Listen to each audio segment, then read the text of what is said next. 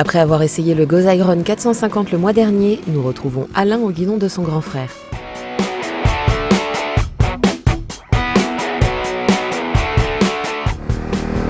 Donc, je me retrouve là au guidon du Ghost Cobalt 550. Donc c'est un quad avec un châssis long biplace. Le quad en lui-même répond aux normes Euro 4 avec le différentiel arrière. On peut déconnecter à souhait qu'on soit sur la route ou en tout chemin.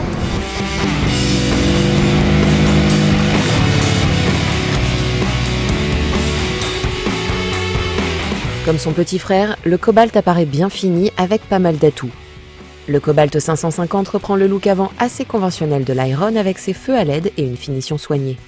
Les peintures respirent la qualité, les plastiques sont bien ajustés, aucun fil baladeur, tout semble bien rangé, bien ajusté, bref, c'est très propre.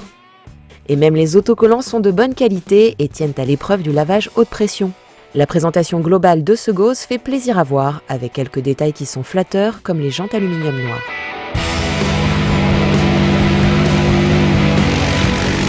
Là, tout ce qu'il faut, 2 roues, 4 roues motrices, un blocage de différentiel avant lorsqu'on a des zones de franchissement. Là, c'est une petite portion délicate où ça ralentit et il se lève un petit peu de la roue arrière. Je vais me déhancher un peu pour passer.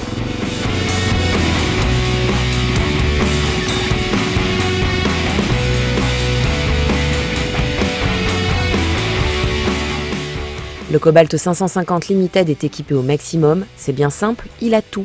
En premier lieu, une direction assistée. Côté utilitaire, le Ghost dispose de porte-paquets tubulaires à l'avant et à l'arrière, d'une boule de remorque montée d'origine avec son faisceau électrique, d'un treuil à l'avant et d'un espace de rangement fermant à clé avec prise 12 volts sur l'aile avant droite. À gauche, une deuxième prise 12 volts équipe la machine, de quoi alimenter un GPS ou un phare additionnel au guidon. Le traditionnel compteur digital propose toutes les données nécessaires pour randonner en toute tranquillité. Odomètre, jauge à essence, compte-tours, voyant de parking, voyant de vitesse engagée, voyant de blocage du différentiel, voyant de recul, de réserve. De plus, il est bien lisible, même en plein soleil. Les commandes au guidon sont nombreuses, avec notamment les 2 blocages des différentiels au guidon droit, le démarreur passant à gauche.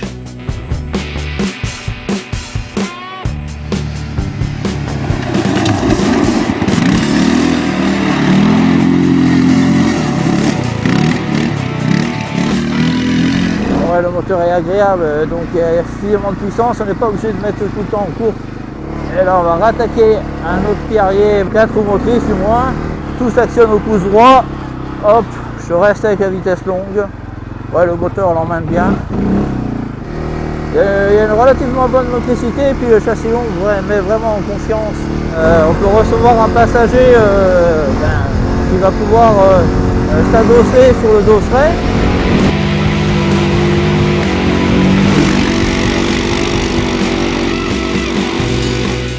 La selle est moelleuse et d'une bonne longueur pour recevoir 2 personnes.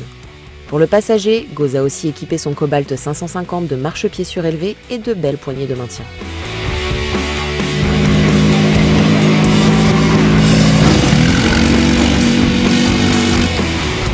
C'est relativement confortable.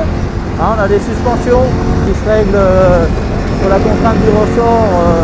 Il y a 5 positions. Du fait du châssis long, le quad est très stable, donc ça permet de faire des belles dérives. Le freinage, donc on a 4 disques, là on attaque une belle dérive, on a 4 disques qui ralentissent bien la machine.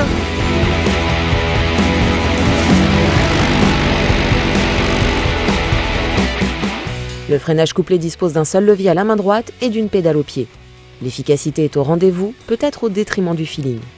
Le frein moteur est bien présent sur ce quad, ce qui permet d'économiser les freins dans les longues descentes.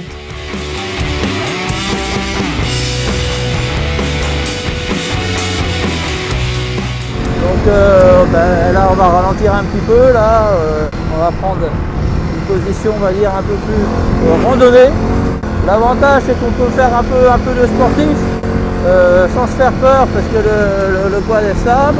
On fait un peu de randonnée là et c'est relativement confortable. Le Cobalt 550 Max Limited est un quad à 2 visages, encore plus que son petit frère. se montrant tantôt joueur, tantôt placide, suivant votre humeur du jour, tout en offrant de sympathiques balades en duo. La protection est également suffisante grâce à un carénage bien étudié qui protège efficacement des projections. Et tout cela à un tarif très concurrentiel.